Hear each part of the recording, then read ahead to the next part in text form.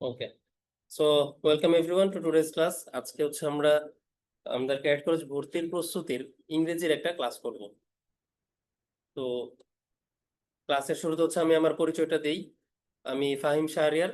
আমি কুমিল্লা ক্যাডেট কলেজের একজন এক্স ক্যাডেট এবং আমি চুয়েট থেকে সিএসসি তে হচ্ছে পড়াশোনা শেষ করেছি। তো আমি হচ্ছে লব্ধিতে ইংরেজি সাবজেক্টটা দেখি। তো আজকে হচ্ছে আমরা যেই ক্লাসটা করব ইংলিশের ক্লাসটা হচ্ছে ডেসক্রিপটিভ রাইটিং এর উপরে, ঠিক আছে?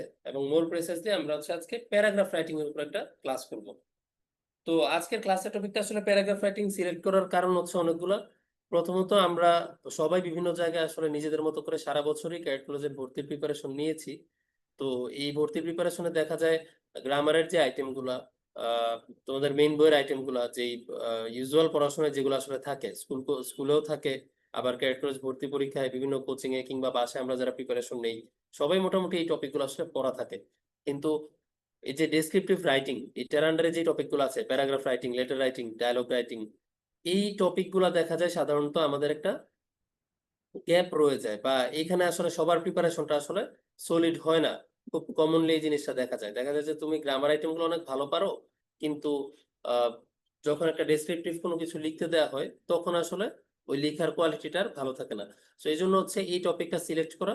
আমরা আজকে ইংলিশের প্রথম ফ্রি ক্লাস, আমরা আজকে এখানে হচ্ছে ডেসক্রিপটিভ রাইটিং এর পার্ট 1 যাবে। আর সেকেন্ড ক্লাস যেটা ইংলিশের, ওখানে হচ্ছে আমরা এই ক্লাসেরই কন্টিনিউশনের ক্লাসটা করবো আর কি, অর্থাৎ ডেসক্রিপটিভ রাইটিং এরই ওইটা হচ্ছে পার্ট 2 হবে ক্লাসটা।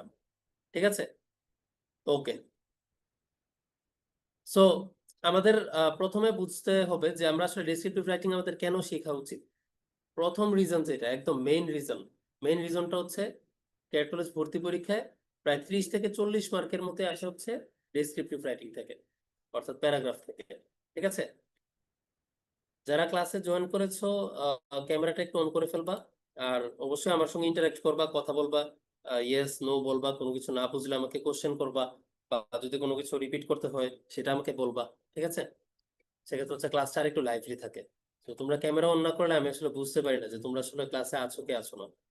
ওকে, সো প্রথম রিজন হচ্ছে আমাদের ক্যাডেট কলেজ ভর্তি পরীক্ষায় 30 থেকে 40 মার্ক হচ্ছে কিসের উপরে থাকে? ডেসক্রিপটিভ রাইটিং এ থাকে। মানে কোনো না কোনো ফর্মে ডেসক্রিপটিভ রাইটিং এ চলে আসে। এটা প্যারাগ্রাফ হতে পারে, লেটার রাইটিং হতে পারে, ডায়লগ রাইটিং হতে পারে। সেকেন্ডলি হচ্ছে অনেকগুলো আইটেম এখানে আছে। হ্যাঁ, শুধুমাত্র প্যারাগ্রাফই না, ডায়লগ, পিকচার ডিসক্রিপশন, লেটার থাকে, ফর্মাল ইনফর্মাল টোনের ব্যাপার স্যাপার থাকে যখন ডায়লগ লিখতে দেয়। সো অনেক কিছু হচ্ছে আমাদের বুঝে এখানে অ্যান্সার করতে হয়। আর লাস্টলি হচ্ছে it helps to improve your English competency. মানে তোমার ইংলিশের যে স্কিল, ইংলিশের যে লেভেল, ডেসক্রিপটিভ রাইটিং নিয়ে তুমি স্টাডি করলে তুমি দেখো তোমার ওভারঅল ইংলিশের যেই স্কিলটা, যে ক্যাপাবিলিটিটা, এটা অনেক ইমপ্রুভ করতেছে। ওকে, সো প্যারাগ্রাফ রাইটিং, আমরা প্রথমে আসলে প্যারাগ্রাফটা কি সেটা যদি আমরা বুঝতে চাই, তো প্যারাগ্রাফ হচ্ছে একটা সিঙ্গেল প্যারাগ্রাফ। মানে হচ্ছে আমরা প্যারা ব্রেক দিতে পারবো না এখানে। হ্যাঁ, paragraph is written in a single প্যারা অর প্যারাগ্রাফ। যে একটা পিস অফ রাইটিং এর মধ্যে আমাদেরকে পুরোটা লিখতে হবে। কোথাও আমি সেন্টেন্স আমার পেজের হাফ ওয়েতে শেষ করে দিয়ে নতুন একটা প্যারা স্টার্ট করতে পারবো না। এটা হচ্ছে ফার্স্ট কন্ডিশন, যে প্যারাগ্রাফে সবসময় একটা সিঙ্গেল প্যারাগ্রাফ থাকবে। তুমি যখন এটাকে দুইটা প্যারাগ্রাফ বানাবা তখন এটা এসে বা কম্পোজিশন হয়ে যাবে, এটা কিন্তু আর প্যারাগ্রাফ থাকবে না। এবং এইটা মানে ভুল যদি চিন্তা করো, এইটা কিন্তু ওয়ান অফ দা মানে সবচেয়ে বড় ভুলগুলোর মধ্যে একটা, যে আমি প্যারাগ্রাফ ভাগ করে ফেললাম। তখন দেখা যায় তোমার এখানে অনেক মানে বেশি মার্কস কাটা হয়। সো সিঙ্গেল প্যারাগ্রাফে লিখতে হবে, এটা হচ্ছে আমার প্রথম জিনিস। আচ্ছা, সিঙ্গেল প্যারাগ্রাফে আমরা কি লিখবো? আমরা সিরিজ অফ সেন্টেন্সেস লিখবো। আর সিরিজ অফ সেন্টেন্সেস অর্থাৎ কয়েকটা সেন্টেন্স তুমি লিখবা, যে সেন্টেন্স গুলা অর্গানাইজড হবে এবং কোহেরেন্ট হবে। অর্গানাইজড এন্ড কোহেরেন্টের মানে কি? মানে হচ্ছে আমাকে যখন ট্রাফিক জ্যাম নিয়ে লিখতে বলা হয়, আমরা কিন্তু প্রথমেই শুরু করি না যে ট্রাফিক জ্যামের কারণে হাসপাতালে রোগীদের যেতে দেরি হয়, এরকম সেন্টেন্স দিয়ে কিন্তু আমরা শুরু করি না। আমরা প্রথমে শুরু করি ট্রাফিক জ্যাম বাংলাদেশের অনেক বড় একটা সমস্যা। হ্যাঁ, এইভাবে আস্তে আস্তে আমরা শুরু করি। এই যে একটা অর্গানাইজেশন, আমি একটা জিনিসের ডেফিনিশন দিলাম, সংজ্ঞা বললাম, এইটার টাইপস বললাম, এইটার কি কি ভেরিয়েশন এক্সিস্ট করে সেগুলা বললাম। তো এই যে স্টেপ বাই স্টেপ যাওয়া, এইটা প্রবলেম, কেন প্রবলেম, এখান থেকে আমার কি কি আমি ফেস করি, হ্যাঁ, কনসিকুয়েন্স গুলা কি কি হয়, তারপর হচ্ছে আমি সলিউশন হিসেবে কি কি করতে পারি। সো এই যে step by step sub topic গুলা টাচ করা, এইটা হচ্ছে আমার অর্গানাইজেশন এন্ড কোহেরেন্স। ঠিক আছে? সো ওভারঅল সিঙ্গেল একটা টপিকের সাথে রিলেটেড হতে হয় সবগুলা সেন্টেন্স। তাহলে আমরা কি পেলাম? আমরা পাইলাম হচ্ছে যে আমাদের একটা সিঙ্গেল প্যারাগ্রাফে জিনিসটা লিখতে হয়, যে আমি পেজের মধ্যে এখান থেকে স্টার্ট করলাম, স্টার্ট করে একটা সিঙ্গেল প্যারাগ্রাফে শেষ করে আমি ফুল স্টপ দিব বা শেষ করে দিব, নতুন করে প্যারাগ্রাফ স্টার্ট করব না। এবং সেন্টেন্সগুলা একটার সাথে একটা কানেক্টেড থাকবে এবং একটা সিঙ্গেল টপিক রিলেট করেই সেন্টেন্সগুলো আসবে। এটাকে আমরা বলি প্যারাগ্রাফ। তো আমরা ডেফিনিশন আসলে বোঝার জন্য বলা, ডেফিনিশন কিন্তু পরীক্ষায় আসবে না, বা তোমরা সবাই আসলে প্যারাগ্রাফ কি জানো। তারপর আমি ক্লিয়ার হওয়ার জন্য কিছু ফ্যাক্ট বলে দিলাম যেগুলো আসলে একটা প্যারাগ্রাফ হওয়ার জন্য বেসিক ফিচার হিসেবে কাজ করে। আচ্ছা, তারপর আমরা দেখবো হচ্ছে প্যারাগ্রাফের টাইপস কি কি।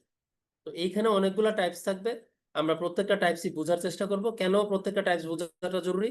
কারণ তোমার যখন পরীক্ষায় প্যারাগ্রাফ আসবে তখন আসলে কখনোই এমন প্যারাগ্রাফ আসবে না যেগুলো স্কুলে ইউজুয়ালি পরীক্ষায় আসে। ঠিক আছে, স্কুলের প্যারাগ্রাফ কিন্তু তুমি এমন হবে দেখবা যে 10টা 20টা 30টা পড়ছো, কমন পেয়ে গেছো। বাট ক্যাটগজের পরীক্ষা যেটা হবে, তুমি অনেক অনেক প্যারাগ্রাফ পড়বা, প্যারাগ্রাফ সম্পর্কে ক্লিয়ার ধারণা নিয়ে যাবা, কিভাবে প্যারাগ্রাফ লিখতে হয় তুমি জানবা। তারপর তোমাকে এমন একটা টপিক দিবে, তোমার এই টপিকটা তোমার পরিচিত মনে হবে কিন্তু ডিরেক্ট কমন না।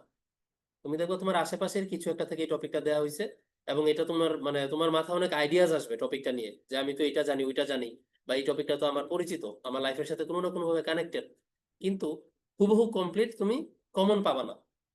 তো এই জন্য প্যারাগ্রাফের টাইপ গুলো বোঝা জরুরি, কারণ প্রায় সময় দেখা যায় প্যারাগ্রাফের টাইপের উপরে বেস করে তোমাকে প্ল্যান করতে হয় প্যারাগ্রাফ লেখার আগে, যে আমার টাইপটা এইরকম প্যারাগ্রাফ এটা, তাহলে আমি এই জিনিসগুলো লিখবো। প্যারাগ্রাফটা ওই রকম, তাহলে ওই ওই জিনিসগুলো লিখবো। ঠিক আছে, সো টাইপসটা বোঝাটা জরুরি। সো এখানে আমরা বেশ কয়েকটা টাইপসই পড়বো, এর মধ্যে হচ্ছে ইম্পর্টেন্ট কয়েকটা টাইপস, এগুলো আমি শেষে বলে দিব যে কোন কোন টাইপস গুলো খুবই ইম্পর্টেন্ট। আর আজকে আমরা যেই জিনিসগুলো পড়বো তোমাদের হচ্ছে যেহেতু আসলে একটা বা দুইটা ফ্রি ক্লাস করবা যারা বাইরে থেকে আসছো স্পেশালি, তো তোমাদের জন্য আমি হচ্ছে প্যারাগ্রাফ রাইটিং এর যেই নোটের পার্টটা, এটা আমি ফ্রি ক্লাসের গ্রুপে দিয়ে দিব, তোমরা ওখান থেকে কালেক্ট করে নিতে পারবা। সো স্লাইডে যা দেখতেছো এটা আসলে লেখার কোনো প্রয়োজন নাই। ঠিক আছে, স্লাইডে যা দেখতেছো এটা সহ আরো এক্সটেন্সিভলি নোট করা একটা শিট তোমরা পেয়ে যাবা ওই ফ্রি ক্লাসের গ্রুপে। সো স্লাইডের জিনিসপাতি লেখার কোনো প্রয়োজন নাই, জাস্ট আমার কথা শুনো, বুঝো, না বুঝলে কোশ্চেন করো, ক্লিয়ার হয়ে নিবা। আচ্ছা, সো ফার্স্ট টাইপটা হচ্ছে ডেসক্রিপটিভ প্যারাগ্রাফ। ডেসক্রিপটিভ ওয়ার্ডটা কোন ওয়ার্ড থেকে আসছে?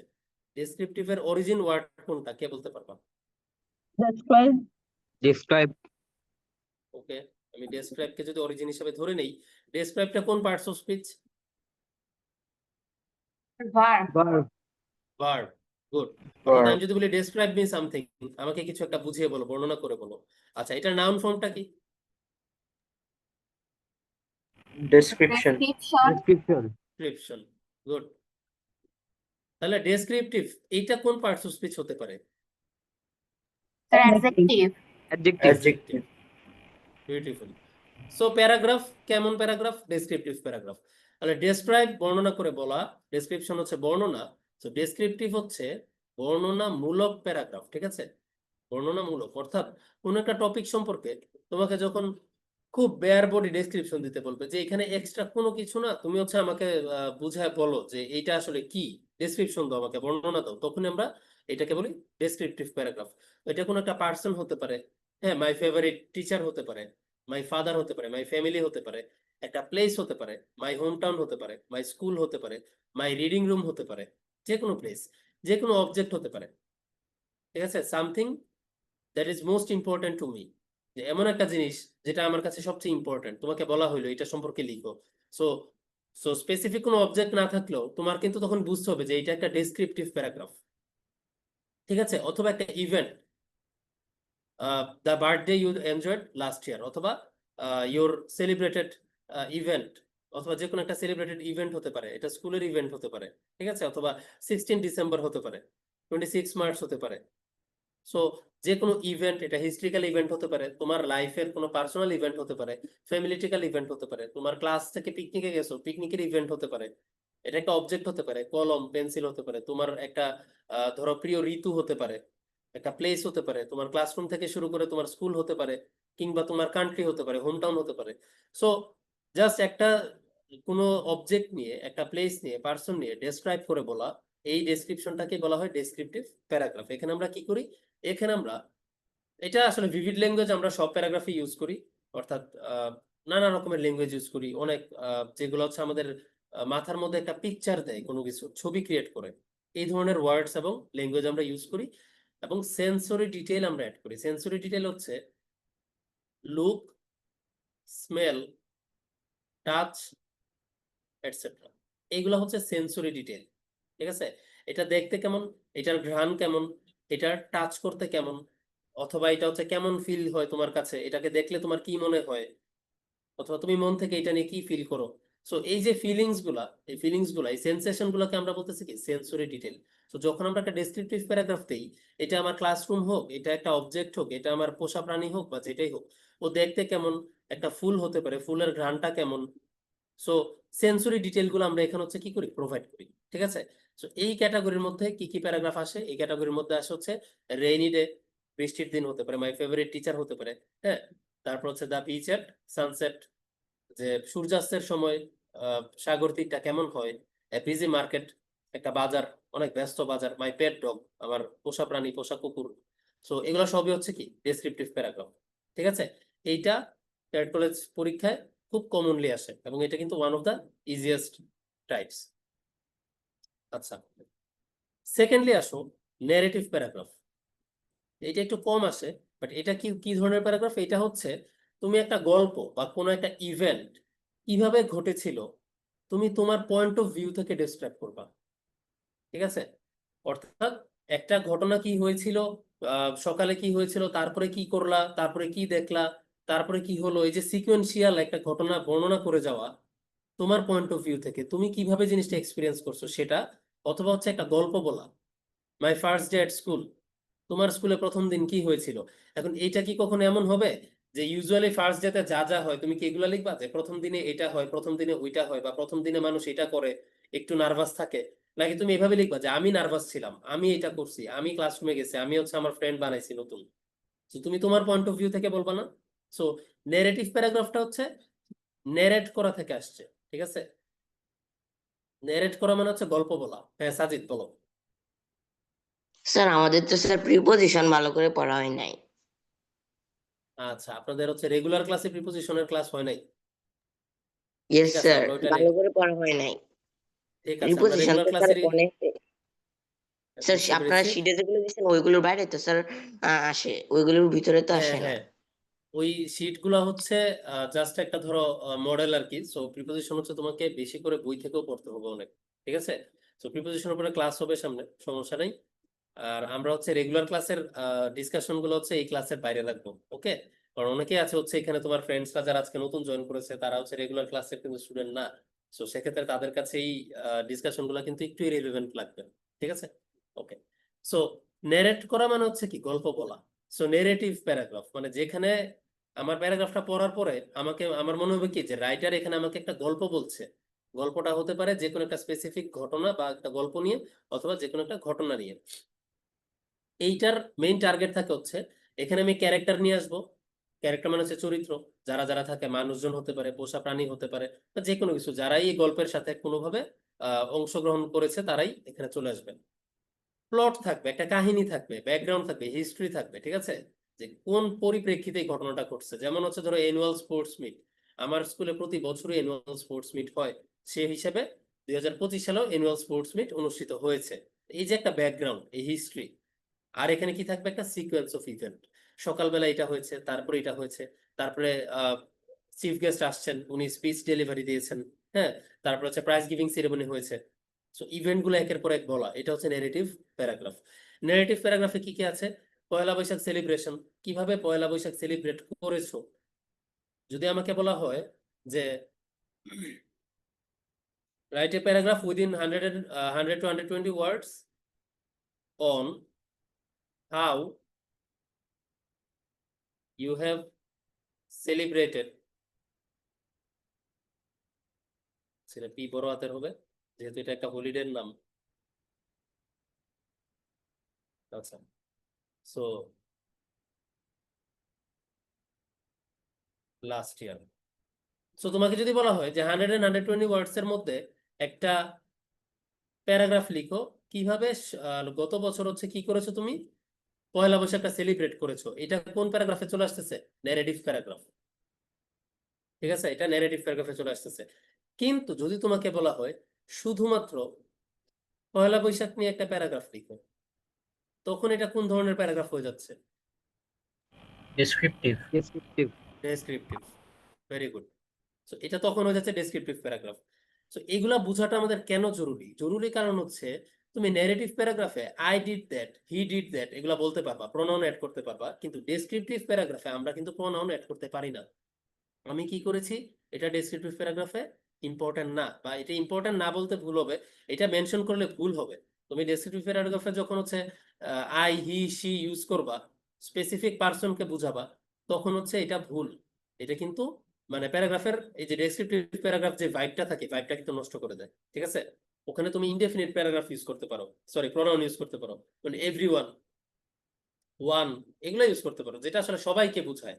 বাট স্পেসিফিক আমি, তুমি, সে, এগুলো যদি বোঝাতে চাও ডেসক্রিপটিভ প্যারাগ্রাফে, এটা কিন্তু ভুল হয়ে যায়। সো এটা একটু কেয়ারফুল থাকবা যে প্যারাগ্রাফ কখনোই পরীক্ষায় এরকম ডাবল কোট করে যে আসবে, জাস্ট পয়লা বৈশাখ লেখা থাকবে ডাবল কোটের ভেতরে যে আমি এইটাই আমার title.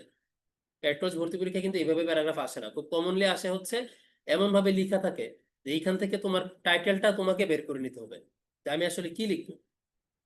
So how I have celebrated Poila Boishakh last year, এইটা হতে পারে একটা টাইটেল, অথবা my last year Poila Boishakh celebration, এভাবে হতে পারে টাইটেল। সো এইটা একটু ইম্পর্টেন্ট, কোশ্চেন থেকে টাইটেলটা বের করে নেয়। ঠিক আছে? এটা একটু খেয়াল করবা সবাই। আচ্ছা, সো ডেসক্রিপটিভ প্যারাগ্রাফ এবং নেরেটিভ প্যারাগ্রাফ দুইটার মধ্যে পার্থক্য সবাই বুঝছো? কারো কোনো ডাউট আছে? No, sir. Okay. No, sir. তিবা, শুনতে পাচ্ছেন স্যার? Camera off. তিবা, Yes, sir. ওকে, বুঝতে পারছেন সবকিছু? Yes, sir. ওকে। Yes, sir. দিয়া, দিয়া বোঝা যাচ্ছে? আচ্ছা, একটু রেসপন্স করতে হবে, যারা ক্যামেরা অফ করে রেখেছো বিশেষ করে একটু রেসপন্স করতে হবে যে সবকিছু বুঝেছো কিনা। ওকে? Yes, sir. ক্যামেরা অফ, কিছু বলছো না। সো ইন দ্যাট কেস আমার জন্য হচ্ছে বোঝাটা টাফ, তোমরা আসলে বুঝতে পারছো নাকি ক্লাসে আছো নাকি নাই। ওকে, ঠিক আছে। সো আমরা হচ্ছে সামনে যাই। আমরা নেগেটিভ প্যারাগ্রাফ দেখলাম, ডেসক্রিপটিভ প্যারাগ্রাফ দেখলাম, তারপর হচ্ছে এক্সপোজিটরি প্যারাগ্রাফ। এক্সপোজিটরি প্যারাগ্রাফ মানে কি? এক্সপোজিটরি প্যারাগ্রাফটা আসছে হচ্ছে এক্সপোজ করা, যে কোনো একটা ব্যাপার, কোনো একটা ঘটনা, যেটা হচ্ছে সায়েন্টিফিক একটা ফ্যাক্ট হতে পারে, হ্যাঁ, যেটা আমাদের চারপাশে হয়, কিন্তু হতে পারে এই জিনিসটা সম্পর্কে আমরা সবাই আসলে জানি না, বাট এটা সম্পর্কে সবাইকে জানানো যায়, এমন একটা ব্যাপার। এই ধরনের ব্যাপারগুলো হচ্ছে এক্সপোজিটরি প্যারাগ্রাফ, যে এটা হিডেন ছিল, এটা একটা কোনো একটা ফ্যাক্ট বা কোনো একটা ফেনোমেনন যেটা হচ্ছে কি হিডেন ছিল, তোমার আশেপাশে আছে বাট এটা হিডেন। তো তুমি কি চাচ্ছ? তুমি চাচ্ছ এটা সম্পর্কে মানুষকে জানাতে, তখন হচ্ছে আমরা এক্সপোজিটরি প্যারাগ্রাফ হিসাবে লিখি। সো এইটা ডেসক্রিপটিভ প্যারাগ্রাফের সাথে এটার খুব একটা পার্থক্য নাই, খুবই অল্প পার্থক্য। এটা হচ্ছে কোন একটা টপিক সম্পর্কে তুমি এক্সপ্লেন করবা বা ইনফর্ম করবা মানুষকে। সো এখানে অনেক রকমের ফ্যাক্ট তুলে ধরা এবং ফ্যাক্ট গুলা কেন হচ্ছে এইগুলা এক্সপ্লেন করা, তো এই এক্সপ্লেনেশনটা হচ্ছে এখানে ইম্পর্টেন্ট। ঠিক আছে? তো তুমি এখানে ফ্যাক্ট প্রেজেন্ট করবা, স্ট্যাটিস্টিক্স প্রেজেন্ট করবা, কিংবা এক্সপ্লেনেশনস প্রেজেন্ট করবা উইদাউট অপিনিয়ন্স। সো তুমি অপিনিয়ন দিতে পারবা না, এটা কিন্তু একটা ইম্পর্টেন্ট পয়েন্ট। ঠিক আছে? তো এক্সপোজিটরি প্যারাগ্রাফটা হচ্ছে তোমার আশেপাশে ঘটতেছে এইরকম কোন ট্রুথ নিয়ে, ঠিক আছে, কোন ট্রুথ নিয়ে যেটাতে তুমি তোমার পার্সোনাল অপিনিয়ন দিতে পারবে না। অপিনিয়ন দেওয়া যাবে না যে আই থিঙ্ক সামথিং, তুমি একটা কিছু মনে করছো এটা নিয়ে, তোমার মনে করার কিছু এখানে দেওয়া যাবে না। ঠিক আছে? সো এটা যেটা ট্রুথ সেটাই তুমি জাস্ট আনভেল করবা, তুমি জাস্ট ক্লিয়ার করে বলবা যে এই জিনিসটা এইভাবে হয়, এবং তুমি হচ্ছে মানুষকে সত্যিটা জানাচ্ছ। এটা অনেকটা হচ্ছে নিউজের রিপোর্ট যেরকম থাকে, সাংবাদিকরা রিপোর্ট লিখে না নিউজের, অনেকটা হচ্ছে ওই রকম। ঠিক আছে? আচ্ছা, এটার এক্সাম্পলের মধ্যে কি কি আছে? যেমন ধরো এই যে role of insects in the survival of animals, পোকামাকড় প্রাণীদের সার্ভাইভালে কিভাবে ভূমিকা পালন করে, এইটা নিয়ে তুমি লিখবা। এখন যে আসলে বুঝে না বা বুঝতে চায় না, কিংবা হচ্ছে যে আসলে কখনো এটা নিয়ে চিন্তা করে নাই, সে কিন্তু এটা বুঝবে না যে আসলে প্রাণীদের সার্ভাইভালের জন্য পোকামাকড় কি জরুরি, এটা কিন্তু বুঝবে না। কিন্তু তোমরা কি জানো কিভাবে আসলে ইনসেক্টসরা রোল প্লে করে পোকামাকড় প্রাণীদের সার্ভাইভালের উপরে? কেউ কি আমাকে বলতে পারবা কিভাবে? Yeah, Pollination. sir. Pollination, very good. Pollination, পলিনেশনের বাংলা কি? বাংলা ভার্সনের কারা আছো? বলতে পারবা? Sir, পরাগায়ন। পরাগায়ন। পরাগায়ন। সো পলিনেশনটা হচ্ছে কাদের দ্বারা হয়? মৌমাছির দ্বারা হয়, বি। তো যখন বলা হয় রোল অফ ইনসেক্টস, তখন প্রথম পয়েন্টই হচ্ছে মৌমাছি। কারণ মৌমাছির পলিনেশন বাদে তুমি কোনো ফল বা কোনো শস্য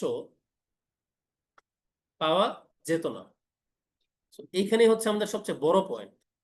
তারপর হচ্ছে তারা বিভিন্ন রকমের ক্ষতিকারক জিনিস, হ্যাঁ, অন্যান্য পোকামাকড় আছে, ছোটখাটো ভাইরাস ব্যাকটেরিয়া আছে যেগুলো আসলে আমাদের জন্য হার্মফুল, সেগুলাকে তারা হচ্ছে রিমুভ করে আমাদের হেলথের জন্য একটা ভালো ভূমিকা পালন করে। আবার ধরো আমরা ইস্ট খাই, হ্যাঁ, ইস্ট কিন্তু একটা লিভিং অর্গানিজম, ঠিক আছে? আমরা যে ইয়েতে পাউরুটি হচ্ছে ফোলানোর জন্য বা কেক ফোলানোর জন্য যে ইস্ট ইউজ করি, ইস্ট কিন্তু একটা অর্গানিজম, এবং ওর হচ্ছে আমরা যে শ্বাস প্রশ্বাস নেই, ও কিন্তু এই শ্বাস প্রশ্বাস নেওয়ার জন্য যে কার্বন ডাইঅক্সাইডটা ছাড়ে, ওইটা দিয়ে আমাদের ব্রেড বা কেকটা হচ্ছে ফুলে ওঠে, ঠিক আছে? তো এরকম বিভিন্ন ভাবে আমাদের খাবার দাবারে, ফুল ফল, প্রকৃতিতে বলো, বিভিন্ন জায়গায় হচ্ছে ইনডিরেক্টলি ডিরেক্টলি ইনসেক্টস এর রোল কিন্তু অনেক বেশি। সো এই যে জিনিসটা বুঝায় বলা, এটা হচ্ছে একটা এক্সপোজিটরি প্যারাগ্রাফ। তারপরে ধরো how to make a cake, কিভাবে একটা কেক বানানো যায়, how to make a cup of T, sequentially যে বর্ণনা করা, ঠিক আছে?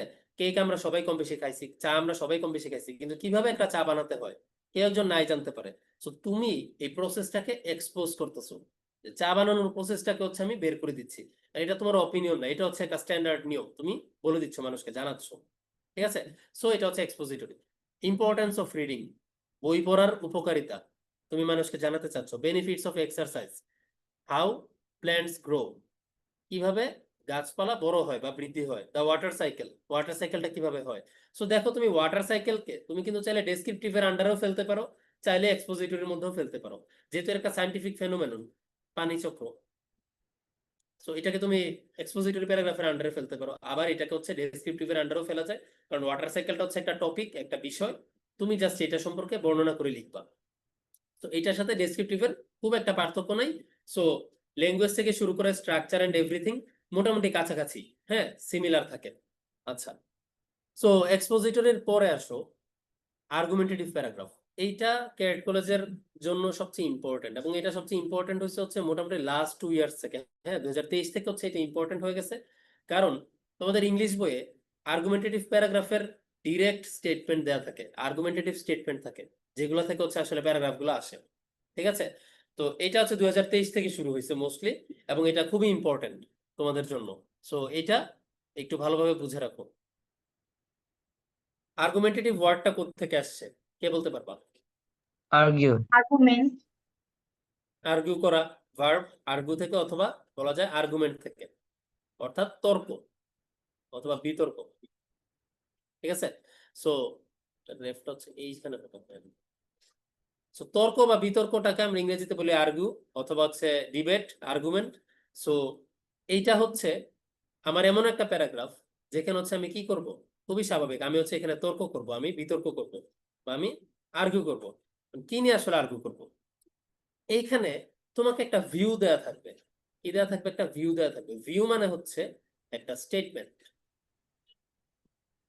অথবা একটা অপিনিয়ন। যারা ডিবেট করো তারা মোশন ওয়ার্ডটার সাথে পরিচিত থাকতে পারো, হ্যাঁ, মোশন, অপিনিয়ন, স্টেটমেন্ট, অথবা একটা স্ট্যান্ড, একটা পক্ষ, ঠিক আছে? একটা সাইড দেয়া থাকবে, একটা সাইড দেওয়া থাকবে। প্রায় সময় আমরা দেখবো যে আমরা বিভিন্ন জিনিসকে কিন্তু ডে টু ডে লাইফে আমাদের ফ্রেন্ডস এর সাথে, মাঝে মাঝে প্যারেন্টস এর সাথে, সিবলিংস এর সাথে আমরা আর্গুমেন্টে জড়িয়ে পড়ি, তর্ক করি, হ্যাঁ। তখন কিন্তু আসলে বিষয়টা কি থাকে, আমি চাচ্ছি 1, আমার অপোজিশন চাচ্ছে 2, তখন আমার মেইন টার্গেট থাকে আমি কেন 1 চাচ্ছি সেটা তাকে বুঝায় বলা, এবং সে চেষ্টা করে আমাকে কনভিন্স করার যে কেন 2 সে চাচ্ছে, বা 2 কেন করা উচিত, ঠিক আছে? সো এখানে দুইটা স্টেটমেন্ট, দুইটা অপিনিয়ন, দুইটা সাইড, দুইটা মোশন থাকবে, যেখানে তোমার কাজ হচ্ছে তুমি যেটার পক্ষে আছো রিডারকে তুমি কনভিন্স করবা যে এই জন্য আপনারও এইভাবে ভাবা উচিত, বা আমি যেটা ভাবতেছি এই জন্য এটা রাইট। বোঝা গেছে?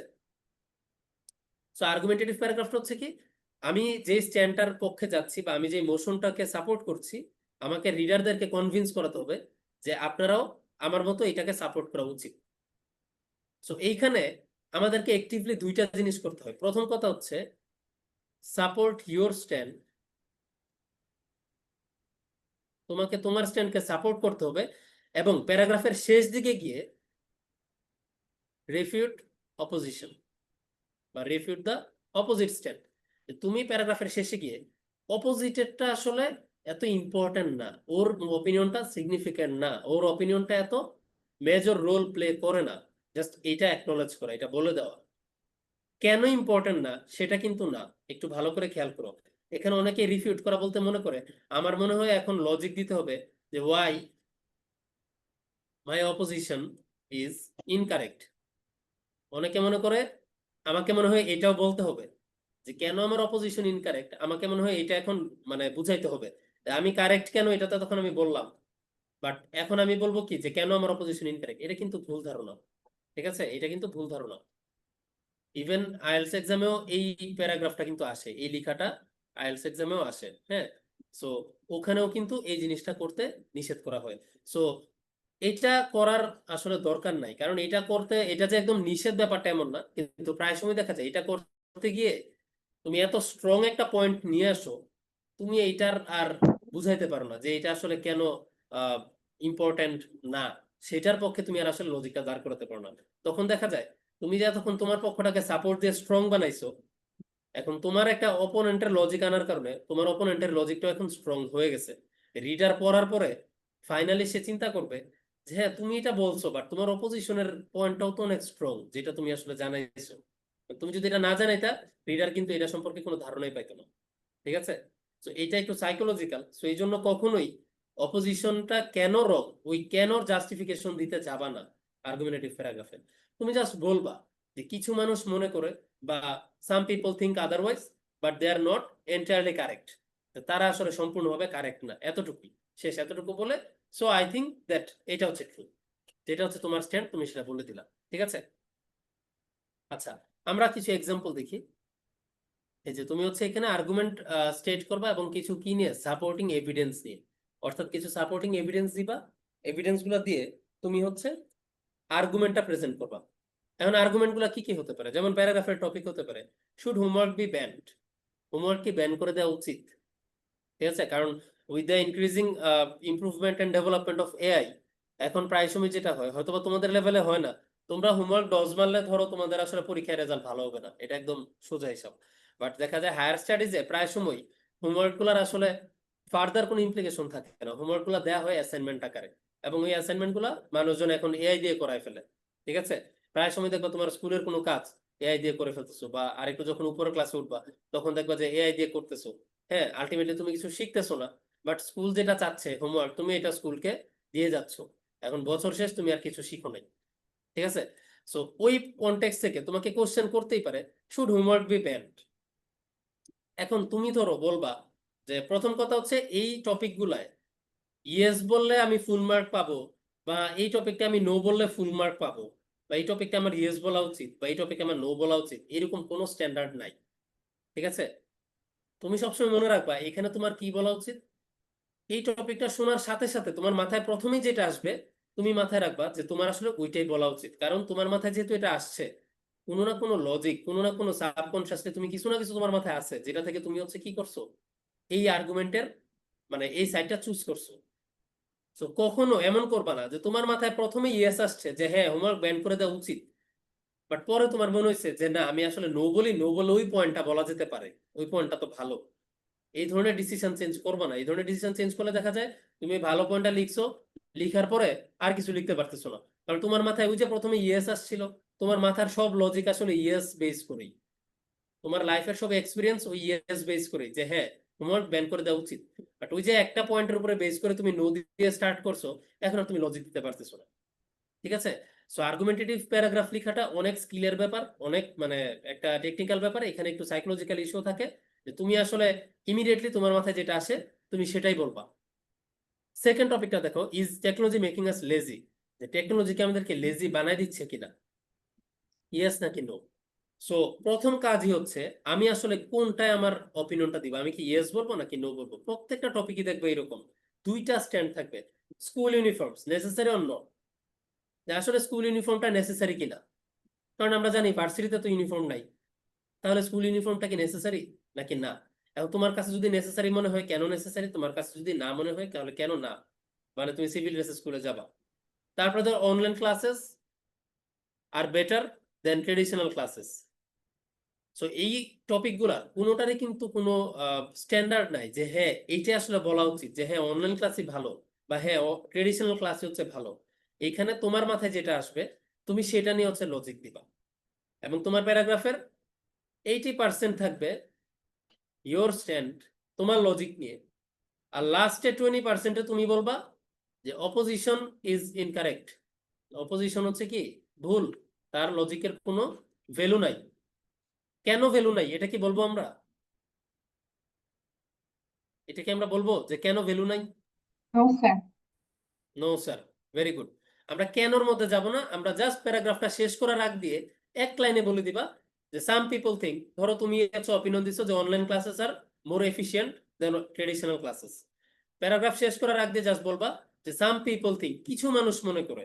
সাম মানে কি কিছু মানুষ, তুমি বলবা না যে majority of people think, majority মানে অধিকাংশ, তার মানে হচ্ছে তুমি তাহলে তুমি বুঝাইতে যাচ্ছ যে অধিকাংশ তোমার চেয়ে উল্টাটা ভাবে, তাহলে আসলে তোমারটার কোনো জাস্টিফিকেশন নাই। সো সাম পিপল বলতে হবে, সাম পিপল থিঙ্ক, অথবা a small cross section of the society think, যে সোসাইটির একটা ছোট একটা ক্রস সেকশন বা ছোট একটা অংশ ভাবে যে traditional classes are actually helpful for the students, but they don't think about time and energy. ওই যে তুমি আগে বলছো টাইম এবং এনার্জির কথা, অনলাইন ক্লাসে আমার টাইমটা বাঁচতেছে, জার্নির যে এনার্জিটা সেটা বাঁচতেছে।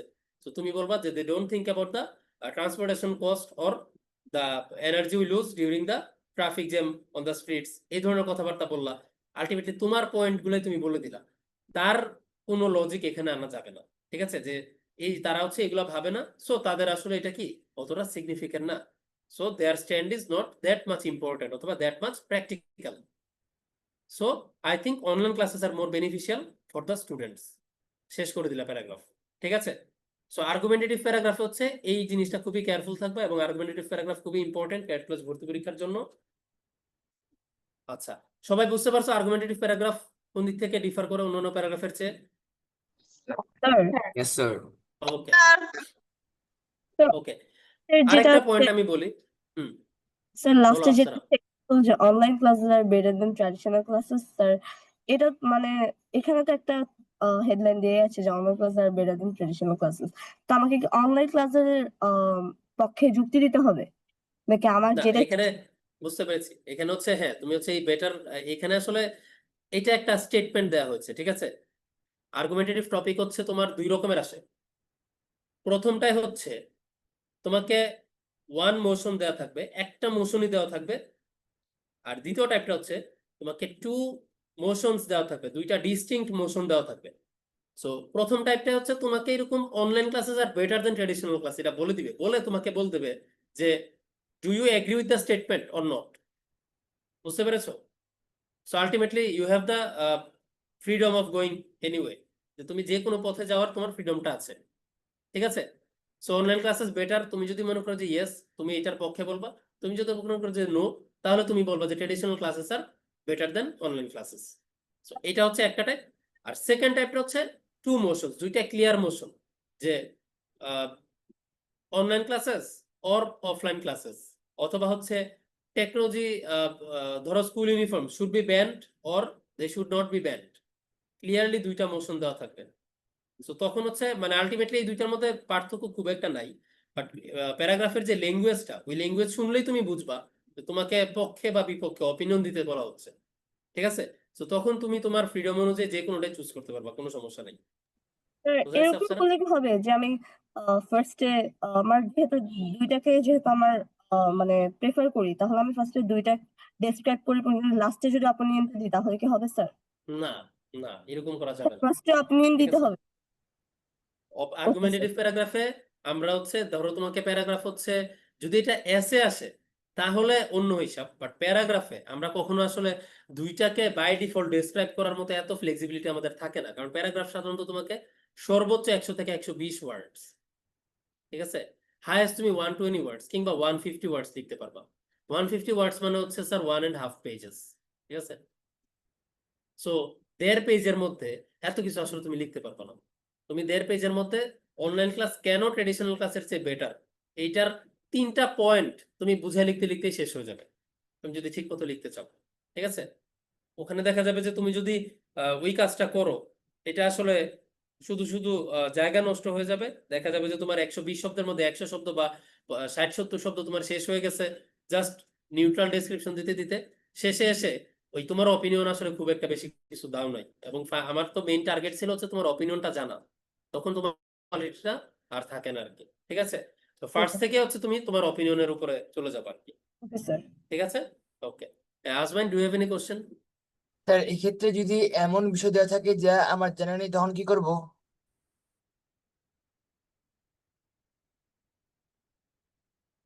I think you are having some internet connections, আমি শুনতে পাচ্ছি না। স্যার এক্ষেত্রে যদি হুম। এমন কোনো বিষয় দেওয়া থাকে যা বিষয়ে আমার জানা নেই তখন কি করব আমি? আচ্ছা, এইটা একটা খুবই ইম্পর্টেন্ট এবং একটা কমন কোশ্চেন, যে প্যারাগ্রাফ আসছে এমন টপিক থেকে যে সেটা সম্পর্কে আমার কিছু জানা নাই, তাহলে আমি কি করব? এটা হচ্ছে স্যার, এই জায়গায় আমি যদি একদম একটা কথা বলি, যেমন ধরেন আপনার বাংলা বই থেকে একটা কোশ্চেন আসছে যে অমুক জন্ম সাল কবে, অমুক কবির জন্মসাল কবে। এখন তোমার যদি জন্মসালটা না থাকে, তোমার কাছে কি করার আছে বলো? এই জায়গায় ফাঁকা রেখে দেওয়া। ফাঁকা রেখে দেওয়া, ঠিক আছে।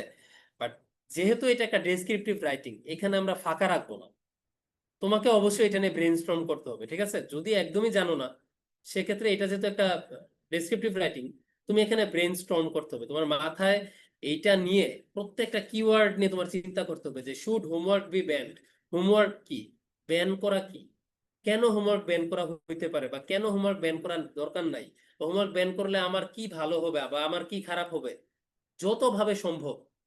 ঠিক আছে, এটা নিয়ে আমি একদম শেষে আলোচনা করবো। ঠিক আছে, আলটিমেটলি আমাকে চিন্তা করতে হবে, চিন্তা করে পয়েন্ট বের করতে হবে। এখন তোমার কমন টপিক হলে তুমি চিন্তা করে বেশি পয়েন্ট পাবা, ভালো মতো লিখতে পারবা, ভালো মার্কস পাবা। আর যদি তোমার আনকমন টপিক হয়ে যায়, চিন্তা করো তো বেশি পয়েন্ট পাবা না, ভালো মতো লিখতে পারবা না, কম মার্কস পাবা। বাট ফাঁকা রাখা যাবে না, ফাঁকা রাখলে তো একদম জিরো। ঠিক আছে, যেহেতু এটা ডেসক্রিপটিভ রাইটিং, কিছু হলেও লিখে দিয়ে আসবা, তাহলে কিছু হলেও মার্কস পাবা আর কি। ঠিক আছে, ওকে। সো লাস্ট পয়েন্ট হচ্ছে argumentative প্যারাগ্রাফে we are allowed to use personal pronouns like I think, হ্যাঁ, বা মাই অপিনিয়ন অথবা মাই স্ট্যান্ড। এই যে পার্সোনাল প্রোনাউন গুলা অথবা পার্সোনাল প্রোনাউনের প্রোনোমিনাল অ্যাডজেক্টিভ গুলা, এইগুলো আমরা এখানে ইউজ করার জন্য অ্যালাউড। কারণ এখানে কোশ্চেনেই বলা থাকবে হোয়াট ডু ইউ থিঙ্ক বা হোয়াটস ইউর অপিনিয়ন, অথবা ডু ইউ থিঙ্ক, একটা ইয়েস নো কোশ্চেন করা হয় আর্গুমেন্টেটিভ প্যারাগ্রাফে খুব কমনলি। সো এই কোশ্চেন থেকে আমরা বুঝতে পারি যে এখানে we are allowed to use personal pronouns। বোঝা গেছে সবাই? ওকে, নেক্সট হচ্ছে compare and contrast paragraph. Compare and contrast হচ্ছে আমরা দুইটা জিনিসের সিমিলারিটিস এবং ডিফারেন্সেস তুলে ধরি। সো এটা হচ্ছে ডেসক্রিপটিভ প্যারাগ্রাফ, বাট উইথ দুইটা স্ট্যান্ড, দুইটা অবজেক্ট তোমাকে বলে দিবে। এই দুইটা অবজেক্টের মধ্যে কম্পারিজন তোমাকে নিয়মিত দেখা যেতে হবে। কম্পারিজন হয় দুই রকম, দুইটা মিলতেছে না, অর্থাৎ মিল ও অমিল। আমাদের মাঝে মাঝে বাংলা এরকম কোশ্চেন আসে না যে এই দুইটা জিনিসের মধ্যে মিল এবং অমিল গুলো দেখাও, বা সাদৃশ্য ও বৈসাদৃশ্য নিরূপণ করো। সো এইটাই হচ্ছে আমার ইংলিশে কম্পেয়ার এন্ড কন্ট্রাস্ট প্যারাগ্রাফ। তোমাকে প্যারাগ্রাফের টাইটেল দিবে city life versus village life, cats versus dogs, online shopping versus in store shopping, summer versus winter, reading books versus watching movies. তো তোমাকে হচ্ছে কি দিবে, দুইটা স্পেসিফিক জিনিস দিয়ে তোমাকে বলবে যে এই দুইটা নিয়ে তুমি কম্পেয়ার করো। তো তুমি যদি মনে করো যে আমি অর্ধেক সিটি লাইফ নিয়ে লিখবো আর অর্ধেক ভিলেজ লাইফ নিয়ে লিখবো, এখানে কিন্তু ভালো মার্ক পাবা না। তোমাকে যেটা করতে হবে, তোমাকে সিটি লাইফের রাস্তা ভার্সেস ভিলেজ লাইফের রাস্তা নিয়ে লিখতে হবে, তারপরে সিটি লাইফের মানুষজন ভার্সেস ভিলেজ লাইফের মানুষজন নিয়ে লিখতে হবে। তোমাকে সিটি লাইফের ধরো ইনফ্রাস্ট্রাকচার, সিটিতে কিরকম স্কুল কলেজ হসপিটাল কতটা থাকে, ভিলেজে স্কুল কলেজ হসপিটাল কেমন থাকে, সিটিতে কি কি অনুষ্ঠান হয়, ফাংশনস হয়, সিটিতে নেইবারসদের মধ্যে গ্রামারটা কেমন হয়, ভিলেজে নেইবারসদের মধ্যে গ্রামার কেমন হয়, সিটিতে আমরা রাস্তাঘাটে ধরো স্ট্রে অ্যানিমেলস কি কি দেখি, ভিলেজে আমরা রাস্তাঘাটে স্ট্রে অ্যানিমেলস কি কি দেখি। তোমাকে প্রত্যেকটা এলিমেন্ট ধরে ধরে কম্পেয়ার করতে হবে। ঠিক আছে, সো এই যে কম্পেয়ার এন্ড কন্ট্রাস্ট প্যারাগ্রাফ গুলা, অনেকেই মনে করে যে আমাকে city life versus village life দেওয়া হয়েছে, আমি অর্ধেক মানে অর্ধেক পুরাটা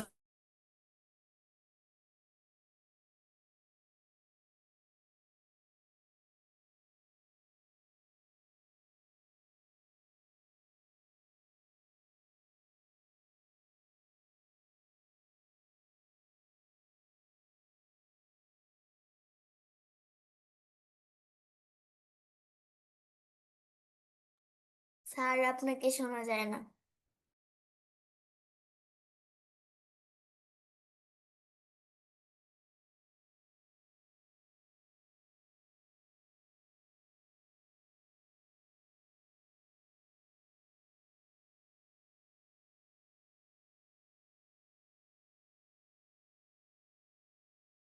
সবাই কি শুনতে পাচ্ছেন আমাকে? Yes, sir. Yes, sir. Sir Yes, sir.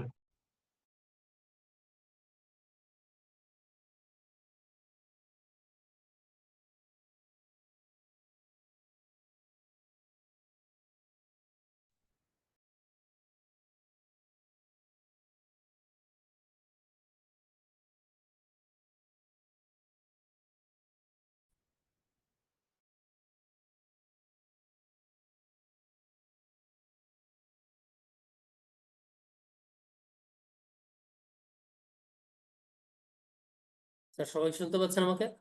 Yes, sir. Yes, sir. Yes, okay sir. Okay, Yes, sorry for the sir. Interruption, একটু ইন্টারনেট ইস্যুস হয়েছিল। আচ্ছা, আমাকে তামিম বলো তো লাস্ট কি শুনেছো?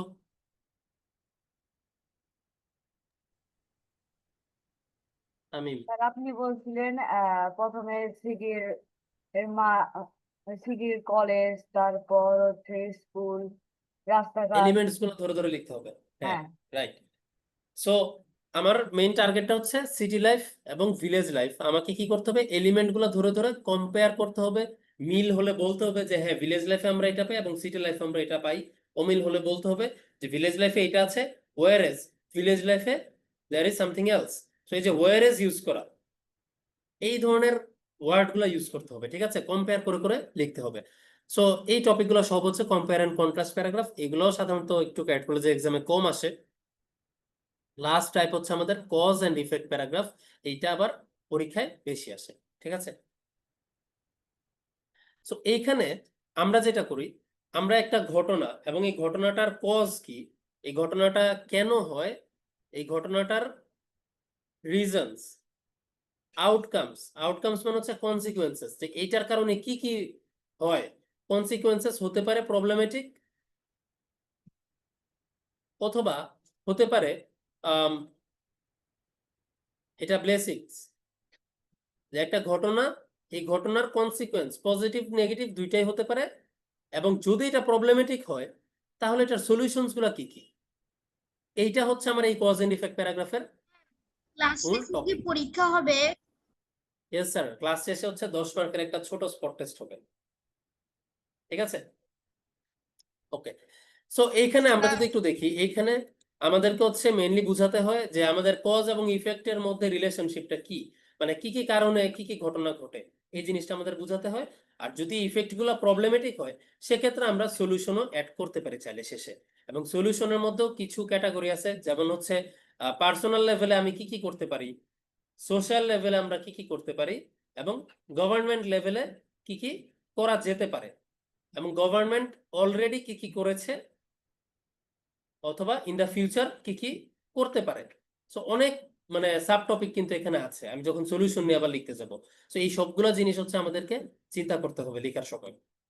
ফ্লাডস ইন বাংলাদেশ, বাংলাদেশে বন্যা, এফেক্টস অফ স্মোকিং, ধূমপান করার ফলাফল বা কুফল, ওয়াই স্টুডেন্টস ফেল এক্সামস, ছাত্ররা পরীক্ষায় কেন ফেল করে, ডিফরেস্টেশন অ্যান্ড ইটস কনসিকুয়েন্সেস, যে যে গাছপালা কেটে ফেলা, হ্যাঁ বন জঙ্গল ধ্বংস করা, এটার সমস্যাগুলো কি, ট্রাফিক জ্যাম, ট্রাফিক জ্যামও কি একটা সমস্যা, এটা কেন হয়, এটার রেজাল্টে কি হয়, সলিউশন কি।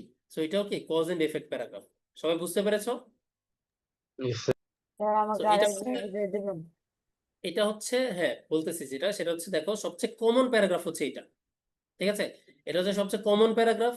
সো বই খুললেই দেখবা এই প্যারাগ্রাফটা বইয়ের মধ্যে খুব কমনলি থাকে। ট্রাফিক জ্যাম থেকে শুরু করে পপুলেশন প্রবলেম, কিংবা ওয়াটার পলিউশন হতে পারে, এনভায়রনমেন্ট পলিউশন হতে পারে, কিংবা সাউন্ড পলিউশন হতে পারে। হ্যাঁ, এই ধরনের যত সমস্যা আছে সব সমস্যা আলটিমেটলি কিসের মধ্যে পড়ে, এই কজ এন্ড ইফেক্ট প্যারাগ্রাফের মধ্যে পড়ে, ঠিক আছে? সো সমস্যা জাতীয় প্যারাগ্রাফ মানে হচ্ছে কজ এন্ড ইফেক্ট প্যারাগ্রাফ। সমস্যাটা কেন হয় আর এই সমস্যার কারণে কি হয়, কজ এবং এই সমস্যার ইফেক্ট। বুঝতে পেরেছো সবাই? Yes, sir. Sir. Yes, sir.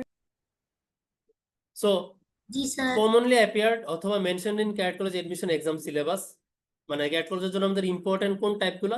Descriptive, argumentative এবং কজ এন্ড ইফেক্ট।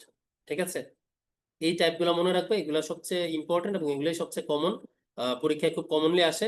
সো আর একটা ব্যাপার হচ্ছে ল্যাঙ্গুয়েজে দেওয়া থাকবে, মানে কোশ্চেনটা সাধারণত এরকম ছোট করে থাকে না যে write a paragraph about your favourite teacher, এরকম থাকে না। তোমাকে সিচুয়েশন বেসড থাকতে পারে, অনেক বড় একটা কোশ্চেন থাকতে পারে যেখান থেকে তোমাকে পড়ার পরে টাইটেলটা নিজে থেকে এক্সট্রাক্ট করতে হবে, এরকম থাকতে পারে। সো এইগুলো একটু কেয়ারফুল থাকবা। আচ্ছা, এখন আসলে আমরা কিছু একটু টিপস দেখি যে ভালো প্যারাগ্রাফ লেখার আসলে কিছু টিপস, যে কি কি করলে আসলে একটা প্যারাগ্রাফ ভালো হয়। ফার্স্টলি হচ্ছে প্যারাগ্রাফের স্টার্টিং সেন্টেন্স, একটা স্ট্রং ওপেনিং সেন্টেন্স, সুন্দর একটা সেন্টেন্স দিয়ে স্টার্ট করা, এবং আর্গুমেন্টেটিভের জন্য তুমি তোমার অপিনিয়ন দিয়ে স্টার্ট করবা, যে I think this should be done.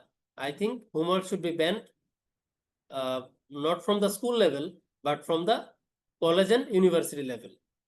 So তুমি কি মনে করতেছো, কেন মনে করতেছো, কতটুকু মনে করতেছো, তোমার অপিনিয়ন ক্লিয়ারলি স্টেট করে দিবা ফার্স্ট লাইনে আর্গুমেন্টেটিভ রাইটিং, যেন রিডার তোমার লেখাটা পড়ার প্রথম 2 লাইনের মধ্যে বুঝে যায় যে তোমার অপিনিয়ন কি এবং তুমি আসলে কোনটার পক্ষে লিখতেছো।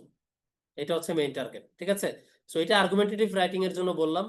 বাকিগুলোর বেলাও এই টাইপই একটা খেয়াল রাখবা, যেন তুমি আসলে কি নিয়ে লিখছো সেটা ক্লিয়ারলি যেন ডিফাইন করে দেওয়া হয়। ঠিক আছে, ডেফিনিশন, সংজ্ঞা। সো প্যারাগ্রাফের ফার্স্ট 1-2 লাইনে জিনিসটা সংজ্ঞাটা বলে দিবা, একটা ওপেনিং সেন্টেন্স দিবা, স্ট্রং ওপেনিং সেন্টেন্স। যেমন হচ্ছে ধরো, water pollution has become is one of the most pervasive problem in our country right now. যে পানি দূষণ আমাদের দেশের বর্তমান সময়ের সবচেয়ে কঠিন সমস্যাগুলোর মধ্যে একটা। এই যে সেন্টেন্সটা যখন আমি বলতেছি, এখন তুমি বুঝে যাচ্ছ না যে আমি প্যারাগ্রাফটা কি নিয়ে লিখবো, এবং আমি আসলে কেন লিখতে চাচ্ছি, কি লিখতে চাচ্ছি, ওয়াটার পলিউশনটাকে কোন স্কেলে বোঝাতে চাচ্ছি। অনেক বড়, মানে মোস্ট পারভেসিভ বলতেছি, মানে অনেক এক্সিস্টিং একটা সমস্যা এটা। সো এইভাবে স্ট্রং ওপেনিং সেন্টেন্সটা লিখতে হবে। তারপরে আসো বিশেষ করে ডেসক্রিপটিভ রাইটিং এর যে প্যারাগ্রাফগুলো, সাপোর্টিং ডিটেল দেওয়া। সাপোর্টিং ডিটেল মানে হচ্ছে একটা জিনিসের সাইজ, শেপ, এটার কালার, এটার টেক্সচার, এটার সাউন্ড, এটার সেন্ট, অথবা এটার সম্পর্কিত যে কোনো রেলেভেন্ট কন্টেন্ট, অথবা এটাকে ডেসক্রাইব করে বলা, যেটাকে বলা হয় বর্ণনা করে বলবা যে এটা দেখতে কেমন, A to Z তুমি ধারণা দেওয়া, এটা হচ্ছে আমার কি সাপোর্টিং ডিটেল। এখন এই সাপোর্টিং ডিটেলটাই ধরো তুমি যখন তোমার ক্লাসরুম নিয়ে বলবা, তখন কিন্তু ক্লাসরুমের সাইজ, শেপ ফ্যাক্ট হয়ে যায়। তুমি যখন তোমার প্রিয় ফুল নিয়ে লিখবা, rose is my favourite flower, তখন রোজের কালার, টেক্সচার, স্মেল এগুলো কিন্তু ফেভারিট হয়ে যায়। ঠিক আছে, তোমার যখন ফেভারিট ইনস্ট্রুমেন্ট নিয়ে বলবা, মিউজিক্যাল ইনস্ট্রুমেন্ট, তখন কিন্তু এই ইনস্ট্রুমেন্টের সাউন্ড মুখ্য হয়ে যায়। কিংবা হচ্ছে ধরো একটা ভিলেজ ফেয়ার নিয়ে বলতেছো, গ্রাম্য মেলা, মেলায় প্রচুর সাউন্ড হয় না, নয়েজ হয় না, ওখানে কিন্তু সাউন্ডটা ইম্পর্টেন্ট। ফুলের বেলায় সেন্ট ইম্পর্টেন্ট, তোমার একটা যে কোনো কিছুর বেলায় কালার কিংবা টেক্সচার ইম্পর্টেন্ট। এখন যখন অবজেক্টিভ জিনিস না থাকবে, যখন হচ্ছে অ্যাবস্ট্রাক্ট কোনো কিছু থাকে, যেমন 16th ডিসেম্বর, 16ই ডিসেম্বর, এখন তুমি কি 16 ডিসেম্বরের সাইজ শেপ বলবা? তুমি কি 16 ডিসেম্বরের কালার, টেক্সচার, সেন্ট এগুলা বলতে পারবা? বলতে পারবা না। তোমাকে কি বলতে হবে? 16 ডিসেম্বরের হিস্ট্রি, 16 ডিসেম্বরের হিস্ট্রি, 16 ডিসেম্বরের ফ্যাক্টস, স্ট্যাটিস্টিক্স। তারপরে ধরো কোনো ঘটনা যদি হয়, ওয়াটার পলিউশন নিয়ে এক্সপার্ট অপিনিয়ন থাকতে পারে। ঠিক আছে, কোন একজন সায়েন্টিস্ট এটা বলছে, তখন তুমি এক্সপার্ট অপিনিয়ন এখানে দিতে পারা। কিংবা হচ্ছে রিয়েল লাইফ এক্সাম্পল দেওয়া, যে তুমি একদিন দেখেছো যে তুমি খেয়াল করে দেখেছো যে বুড়িগঙ্গা নদীর আশেপাশের যে হসপিটালগুলা, সেই হসপিটালগুলায় পানিবাহিত রোগ থেকে এডমিট হওয়া লোকজনের সংখ্যা বেশি। এই যে fact, statistics, real life example, এইগুলা আমাদেরকে অ্যাবস্ট্রাক্ট মানে টপিকগুলো আমাদেরকে দিতে হবে। ঠিক আছে, ফোর্থ পয়েন্ট হচ্ছে কখনো এই fact, statistics, expert opinion, real life example দিতে গিয়ে হিস্ট্রিক্যাল ফ্যাক্ট কিংবা ডেটের ইনকারেক্ট কোনো ইনফরমেশন দিবা না। তুমি কখনোই দিবা না যে 1971 সালে হচ্ছে আমরা যুদ্ধ করেছিলাম, বছরব্যাপী যুদ্ধ হয়েছিল। যুদ্ধ কতদিন ধরে হয়েছিল? 9 মাস। 9 মাস। এইখানে যদি তুমি 9 মান্থসের জায়গায় 8 মান্থস দাও, কিংবা হচ্ছে ইয়ার লং ওয়ার দাও, যে পুরো বছর ধরে যুদ্ধ হয়েছে, এই ধরনের ইনফরমেশন ভুল করলে কিন্তু তুমি যতই শেক্সপিয়র লেভেলের লেখা লিখো, তোমার কিন্তু এখানে নাম্বার দিবে না, এটার জন্য আলাদা করে তোমার জন্য মার্কস কাটবে। এইগুলা কিন্তু খুবই কমন। হ্যাঁ, যারা হিস্ট্রি হচ্ছে ভালো মতো জানো না, তারা কিন্তু এই ভুলগুলা খুব কমনলি করো। তোমরা বলো 16 ডিসেম্বর হচ্ছে ভাষার জন্য প্রাণ দিয়েছে, তারপর হচ্ছে তোমরা বলো 21শে ডিসেম্বর হচ্ছে আমরা স্বাধীনতা অর্জন করেছি। এরকম বিভিন্ন রকমের হাবি জাবি ইনফরমেশন মিক্স আপ করে তোমরা পরীক্ষার মধ্যে লিখো, যেটা হচ্ছে এটার জন্য দেখা যায় কি তোমার গ্রামার ঠিক আছে, তোমার বাকি ইনফরমেশন সব ঠিক আছে, তারপর তুমি 0 পাইছো। কারণ এই ধরনের ফ্যাক্ট গুলো যখন তুমি ভুল করো, এখানে আসলে তোমাকে আর কোনো টিচারই মার্কস দিবে না। ঠিক আছে? সো এই ধরনের ইনফরমেশন দেওয়ার সময় কখনো ভুল দিবা না। কারণ তোমার কাছে মনে হতে পারে যে স্যার আমি তাহলে স্ট্যাটিস্টিক্স কিভাবে দিব। হ্যাঁ, তোমাকে ফাস্ট ফুডের ক্ষতি নিয়ে তোমাকে প্যারাগ্রাফ লিখতে বলা হচ্ছে, কারণ তুমি তো জানো না বাংলাদেশে কত পার্সেন্ট মানুষ প্রতি বছর ফাস্ট ফুডের জন্য হচ্ছে হসপিটালে গিয়ে এডমিট হয়। তোমার কোশ্চেন আসতে পারে যে স্যার আমি তাহলে এগুলো কিভাবে দিব, আপনি যে বলে দিলেন যে আমার ফ্যাক্ট স্ট্যাটিস্টিক্স দিতে হবে, আমি তো এগুলো জানি না, বা আমরা এখন তাহলে কতগুলো মুখস্থ করবো। এইখানে একটা তোমাদেরকে একটা চালাকি শিখিয়ে দিই। চালাকিটা হচ্ছে এরকম, তুমি এমন স্ট্যাটিস্টিক্স দিবা যেটার জন্য আমি তোমাকে ভুল এটাও বলতে পারবো না, আবার আমি বলতে পারবো না যে তুমি তো স্ট্যাটিস্টিক্স দাও নাই, এটাও বলতে পারবো না। এই যে আমি একটু আগে যে স্ট্যাটিস্টিক্সটা দিলাম, যেমন রিসেন্ট দিনগুলা, যেমন ধরো তুমি ইয়ের কথাই চিন্তা করো, ফাস্ট ফুড আইটেমের কথা চিন্তা করো, তো তুমি চাইলে এটা লিখতে পারো না যে it is evident that in the recent years the patient suffering from food poisoning has increased manifold. যে গত কিছু বছরে ফুড পয়জনিং থেকে যেই পেশেন্ট গুলা সাফার করতেছে, অথবা ফুড পয়জনিং থেকে যে কেসগুলো হসপিটালে আসছে, এগুলোর সংখ্যা কয়েক গুণ বেড়ে গেছে। এখন এইটা যে বেড়ে গেছে, এটা জানার জন্য কি তোমার কোনো স্ট্যাটিস্টিক্স বা ফ্যাক্ট ঘাটতে হবে? তোমার কি নিউজ পেপার জানতে হবে এটার জন্য? কিছু জানতে হবে না। এই যে বুড়িগঙ্গা নদীর আশেপাশের হসপিটাল গুলায় পানিবাহিত রোগ থেকে হচ্ছে আক্রান্ত হওয়ার রোগীর মানে সংখ্যা বেশি, এটা কিন্তু খুব জেনারেল ফ্যাক্ট। এগুলা কিন্তু এটা আমি ক্রস চেক করতে হসপিটালে খোঁজও নিব না, এটা কিন্তু আমি পড়লেই বুঝবো যে হ্যাঁ এটা তো ট্রু। বুড়িগঙ্গা নদীর পানির এমন অবস্থা, ওর আশেপাশের হসপিটাল গুলায় বা ওই জনপদ গুলায়, মানে এই যে ওয়াটার কন্টামিনেটেড যে ডিজিজ গুলা, এগুলার পেশেন্টসই বেশি থাকবে। এটা খুব অবভিয়াস না? সো এটা, তারপরে ধরো তুমি ট্রাফিক জ্যাম নিয়ে যখন লিখবা, তখন হচ্ছে বিগত কিছু বছর ধরেই with the increase of population a lot of people, a lot of patients are dying in the roads due to traffic jams. তো ট্রাফিক জ্যামের কারণে রিসেন্ট বছরগুলোয় কি রাস্তায় অনেক রোগী মারা যাচ্ছে ট্রাফিক জ্যামে দেরি হওয়ার কারণে। এগুলো রিয়েল লাইফ এক্সাম্পল না? এটা জানার জন্য কি আমার খুব মানে পড়ালেখা করতে হবে বা খুব কিছু জানতে হবে? এটা জাস্ট তুমি একটু চিন্তা করলেই হয়। তো এই ধরনের একটু চিন্তা করে জেনারেলাইজ কিছু ফ্যাক্ট ইনক্লুড করার চেষ্টা করবা। ঠিক আছে? আচ্ছা, নাম্বার 5-এ আসো। ডেসক্রিপটিভ ল্যাঙ্গুয়েজ ইউজ করা, প্রপার অ্যাডজেক্টিভ এবং অ্যাডভার্ব ইউজ করা, কুইকলি, ফাস্ট, তারপর হচ্ছে জেনারেলি, তারপর হচ্ছে ধরো ইম্পর্টেন্ট, সিগনিফিক্যান্ট। হ্যাঁ, দিস ইজ ভেরি ক্রুশাল। এই যে অ্যাডভার্ব এবং অ্যাডজেক্টিভ গুলা, অ্যাডভার্ব এবং অ্যাডজেক্টিভ আসলে কি? ওরা হচ্ছে ডেসক্রিপটিভ ল্যাঙ্গুয়েজ, ওরা হচ্ছে মডিফায়ার। ঠিক আছে? তুমি যখন একটা sentence লিখতেছো, the afternoon was beautiful, we enjoyed it by playing football, ধরো এরকম একটা সেন্টেন্স আছে। তো ধরো 100 জনের মধ্যে 70 জনের মাথাতেই এরকম একটা দুইটা সেন্টেন্স আসবে। তোমাকে যখন আমি বলবো যে বিকাল নিয়ে দুইটা লাইন লিখো, জাস্ট বিকাল বেলা নিয়ে, তো তুমি বললা যে the afternoon was beautiful, we enjoyed it by playing football.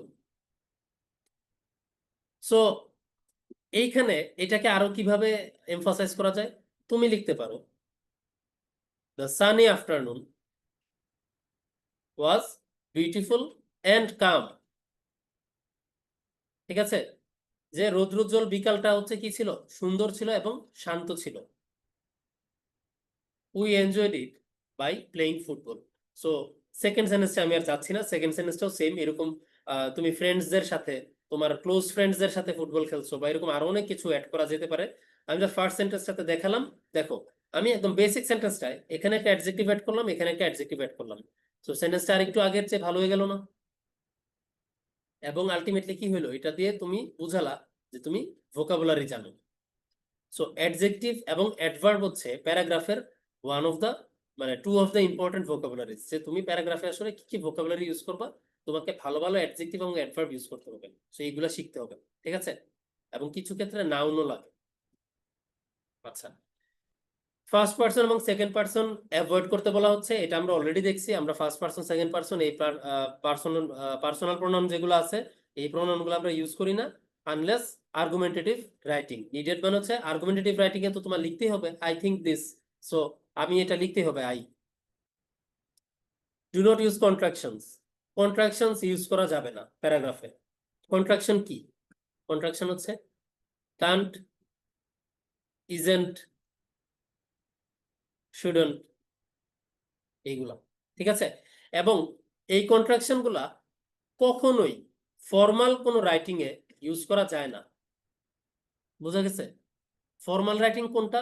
তোমার সঙ্গে তোমার টিচারের ডায়ালগ, তুমি তোমার ক্লাস টিচার বরাবর একটা অ্যাপ্লিকেশন লিখতেছো, তো তুমি ক্লাস টিচার বরাবর অ্যাপ্লিকেশনের মধ্যে লিখতে পারবে না sir for some unavoidable reasons I can't attend school tomorrow, তুমি এটা লিখতে পারবে না। তোমাকে ওখানে যেহেতু এটা ক্লাস টিচার কাছে লিখতেছো, এটা ফর্মাল রাইটিং, তোমাকে লিখতে হবে আই ক্যান নট, ঠিক আছে?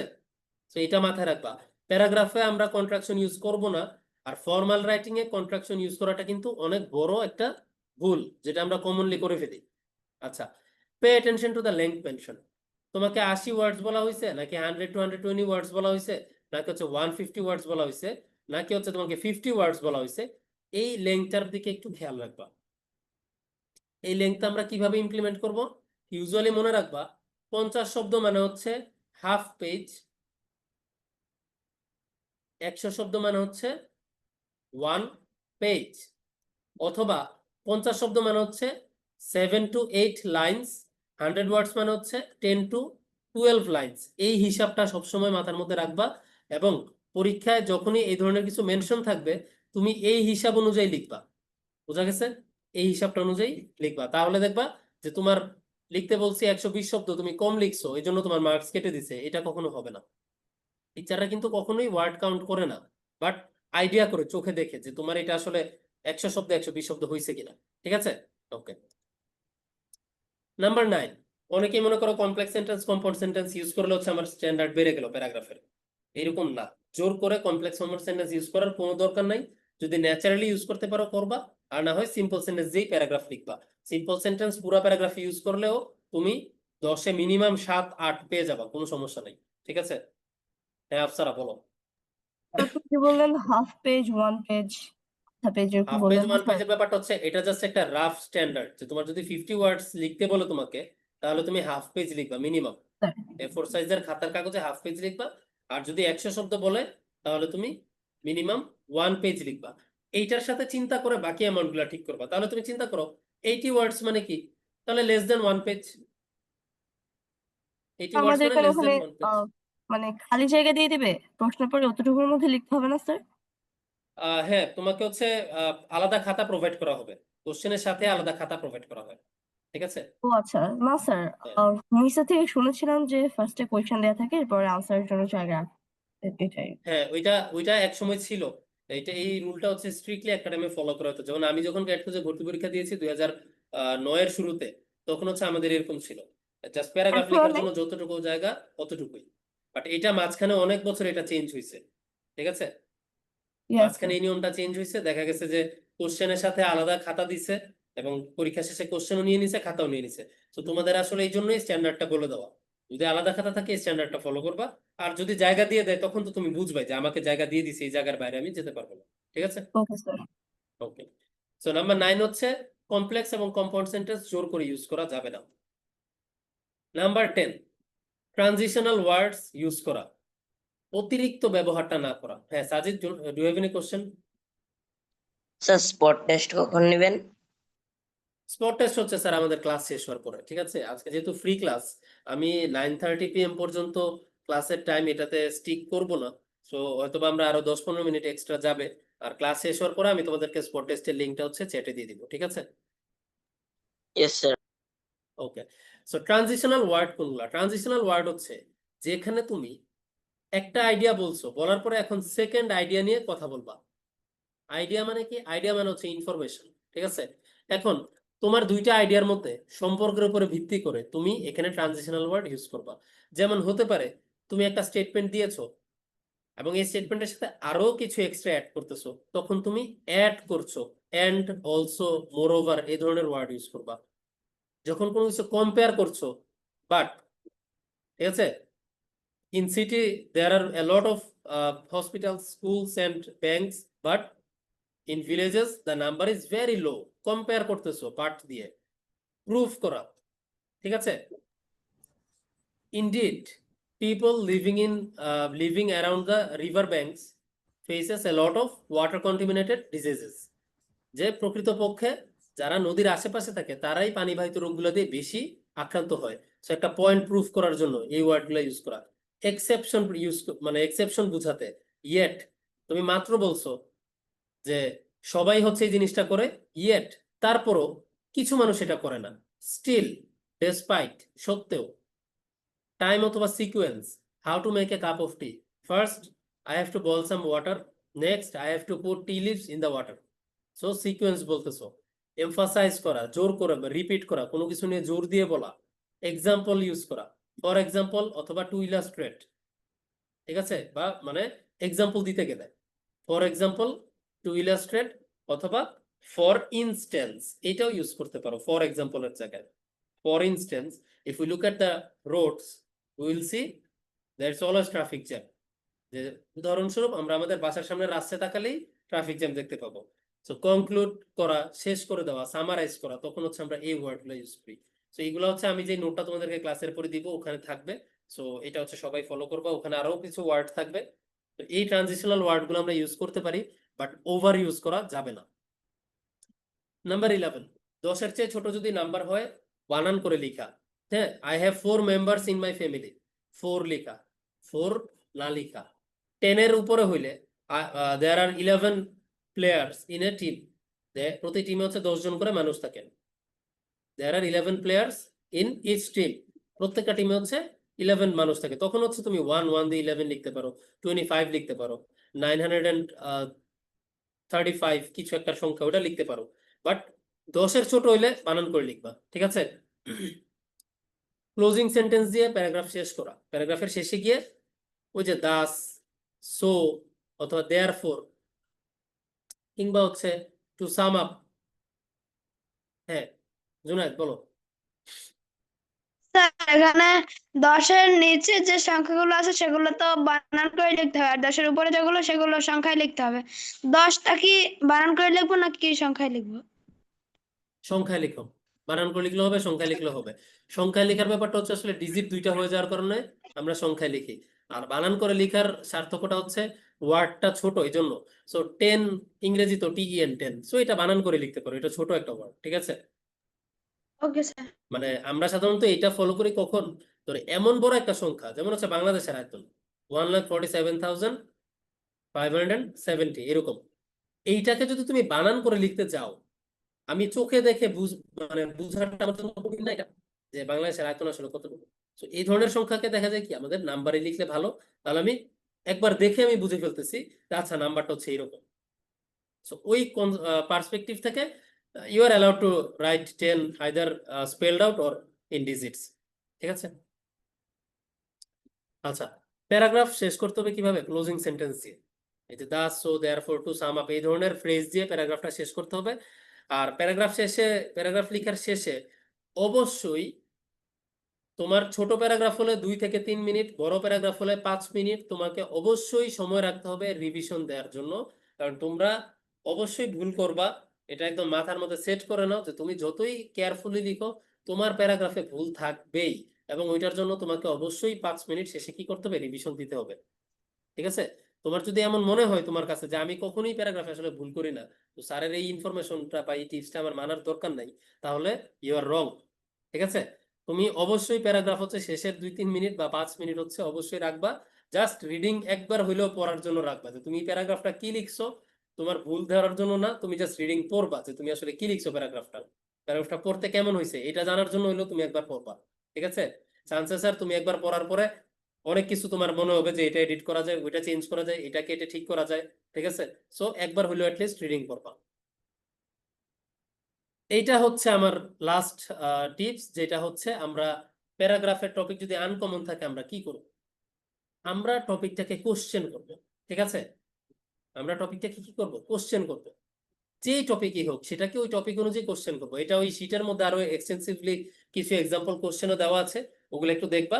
তো জিনিসটা কেমন, কোথায় পাওয়া যায়, এটা কি খায়, এটা কি ব্যবহার করে, এটা কি সবাই ব্যবহার করে, এটা কি শহরে পাওয়া যায়, গ্রামেও পাওয়া যায়, এটা কি কালার দেখতে সুন্দর, নাকি এটা হচ্ছে বানাতে হয়, নাকি এটা আসলে দেখা যায় না, এটা হচ্ছে অ্যাবস্ট্রাক্ট একটা জিনিস, সুখ বা দুঃখের মতো, যে এটা আসলে এক্সিস্ট করে বাট আমরা চোখে দেখি না, এটা ফিল করার কিছু, এটা কিভাবে এটা মানে আমাদের জীবনে ভূমিকা ফেলে, বা এটা কি ভালো ভূমিকা ফেলতে পারে নাকি খারাপ ভূমিকা ফেলতে পারে, ভালো হইলে কিভাবে এটাকে আরো ভালো করা যায়, খারাপ হইলে এটা কেন খারাপ, এটার সলিউশন কি জন্য।